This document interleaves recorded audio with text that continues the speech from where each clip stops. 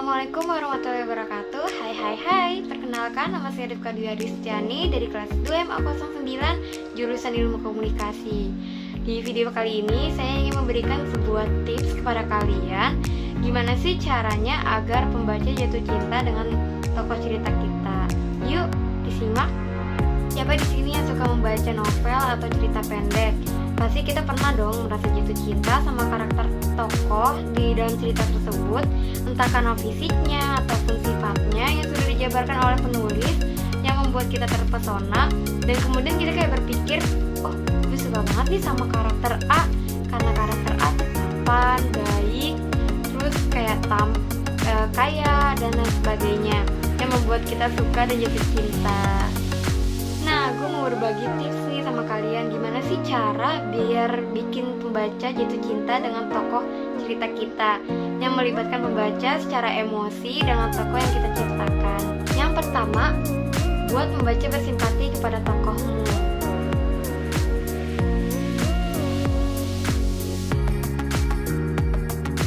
Kita nggak perlu tuh buat tokoh seperfect mungkin, semanis mungkin, setampan mungkin, sebaik mungkin, super kaya dan sejenisnya, karena hal tersebut tidak membuat pembaca tertarik dan bersimpati. Kita buat contoh dari novel Erha karya Midgun Doesn't It Meet. Midgun memperkenalkan Moran sebagai anak laki-laki yang terlahir dari wanita rumah penghibur, dan saat mengunjungi negara lain untuk menemui ayahnya, dia malah diusir dan tidak diakui sebagai anaknya. Dia dan ibunya harus melakukan pertunjukan di jalanan untuk mencari uang dan membeli makanan. Moran kecil juga harus memakan cacing untuk mengisi perutnya, karena pada saat itu tuh Moran dan ibunya nggak punya uang sama sekali. Dan suatu ketika juga Moran juga harus menghadapi siksaan dari pemilik rumah penghibur ibunya dulu, dan dituduh melakukan kejahatan yang bukan dia perbuat.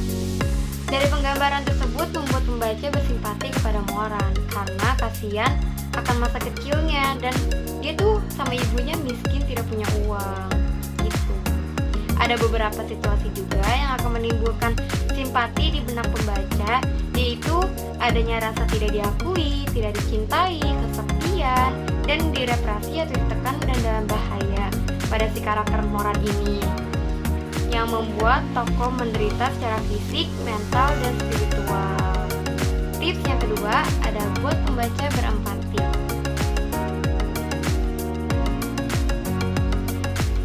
Meskipun merasa kasihan pada si tokoh karena kemalangannya, pembaca tidak dapat merasakan kesesaran tersebut. Namun dengan berempati dengan si tokoh, pembaca dapat merasakan apa yang dirasakan oleh tokoh. Karena seperti yang kita ketahui, empati adalah emosi yang paling kuat daripada simpati. Kita dapat membuat pembaca bersimpati kepada tokoh dengan membuat karakter atau tokoh yang kita buat itu bergerak. Yang dimaksudkan di sini adalah dengan memberikan jabaran keterangan gerakan si tokoh. Misal dari tokoh Moran, si Moran memegang dadanya yang terasa sakit atau nyesek akibat luka tusukan yang dideritanya. Kemudian ada buat karakter tokoh kalian hidup dan manusiawi.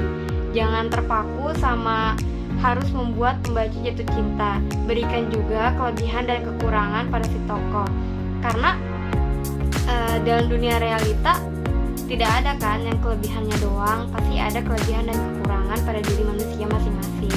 Itulah yang akan membuat tokoh seperti realita dan disukai oleh pembaca. Buat karakter tokoh kita menarik, karena ini hanya sebuah tulisan, kita tidak dapat melihat bentuk tubuh si tokoh atau tampan atau jelek. Jadi kita bisa membuat tokoh menarik secara sosial atau sosial atraktif dengan membuat tokoh berguna dalam menyelesaikan tujuan dan masalah dari apapun konklusi dari karya tulis kalian. Tips yang ketiga, memindahkan pembaca.